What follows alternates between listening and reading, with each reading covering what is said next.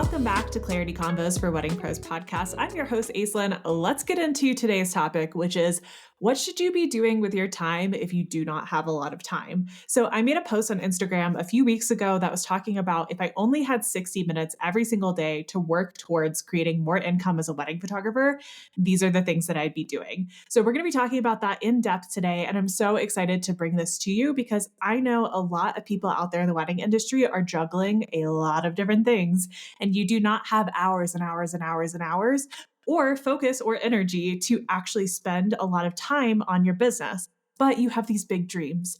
You have these big desires of what you want to do with your business and what you want to create with your business. So this entire episode is really going to be getting into what it actually takes to move your business forward. So I know that there's going to be a lot of rapid fire things happening here. So please come back to this podcast episode multiple times if you need to.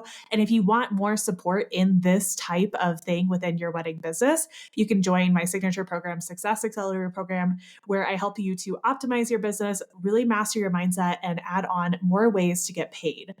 So if you're someone who has only 60 minutes at a time every single day to work on moving your business forward, you are not alone. You really are not. There's so many people out there. A lot of my clients come to me and this is exactly where they are.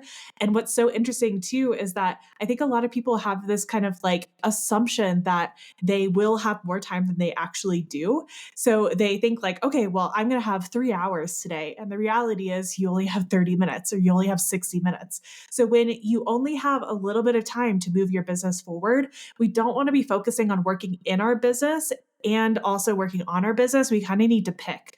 So a lot of my clients are in the exact same boat. A lot of them have kids. A lot of them have multiple jobs, possibly. They might have other things on their plate besides just their wedding business.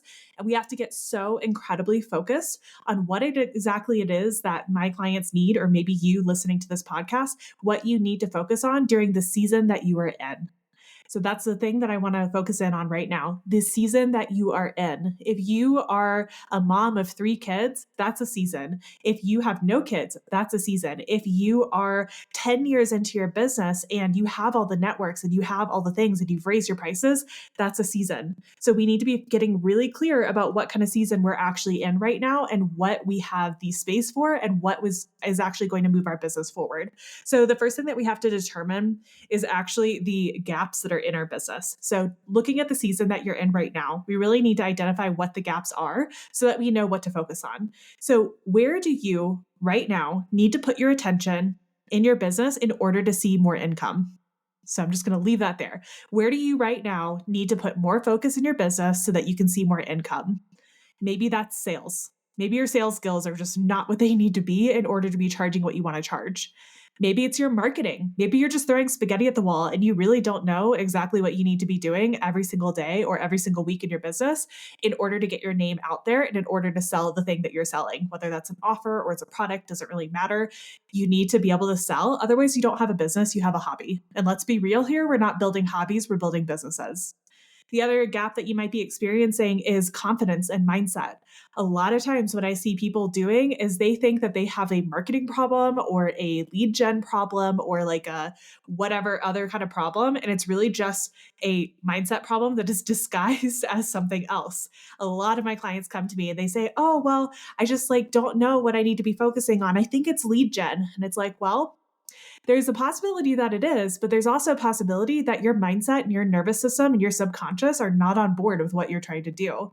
And if you were to add more leads into your inbox, that's just going to overload you.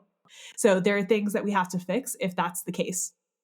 Another gap that you might be experiencing is actually in your offers and your pricing. I say this to my clients a lot. You need to know what your offers are. You need to stand behind your prices and behind your offers. You need to know who this is for and why it benefits them. Whether that's, let's just say you're a photographer, you need to know why 8 hours is your minimum. Why? Why do you have that? Is it just something you think you should? Or is it based on experience and it's based on lived knowledge? It's a very different thing to be standing behind if you're like, oh yeah, I think I need to do this because I should be doing this versus I think I need to do this because based on my experience as a professional over the past 10 years, this is what I know actually serves my clients.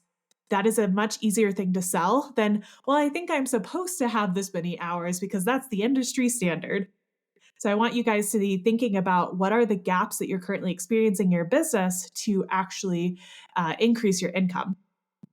So, I'm about to give you an incredibly valuable list from each of these categories. So, this is going to be rapid fire. I'm not going to go super in depth on these, but I want you to think about where you feel like you're currently experiencing gaps.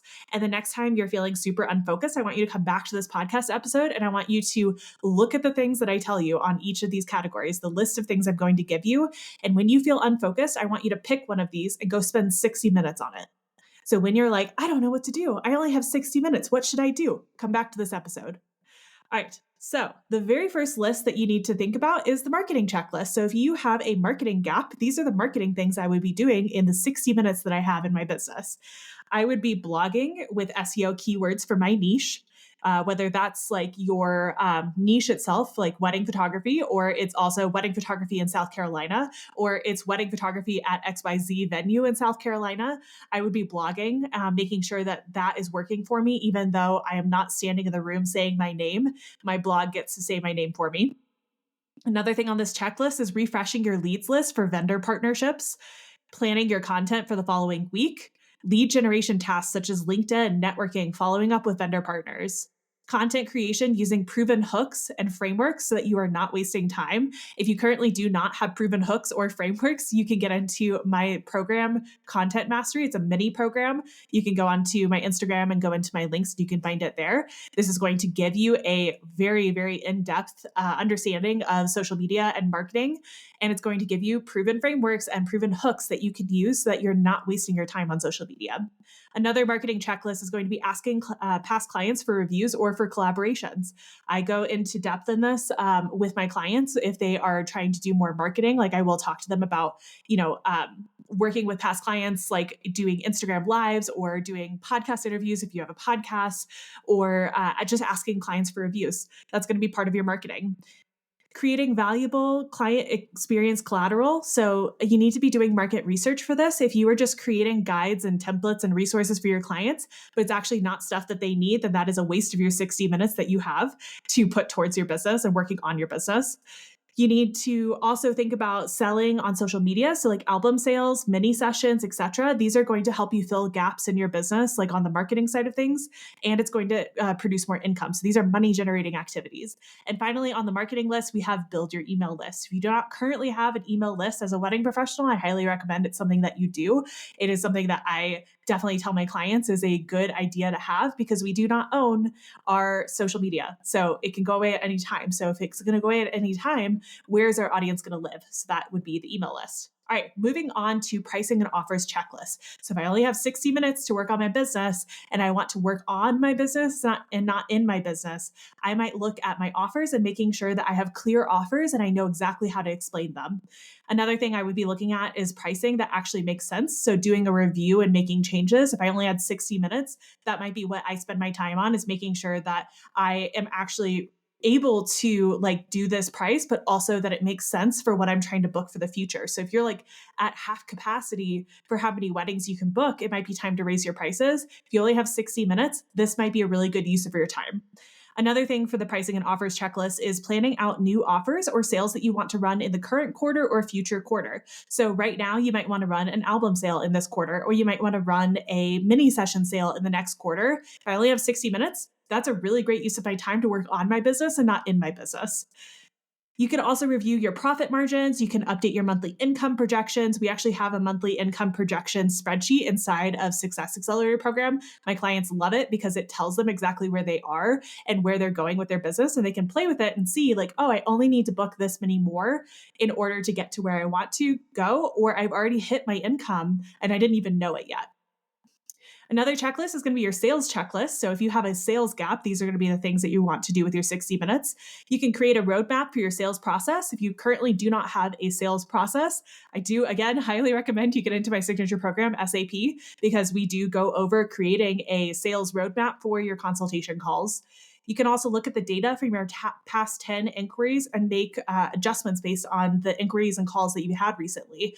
What are the things that need to change? What are the things that felt good for you? What felt bad for you? What needs to change for your next set of calls that you're going to have?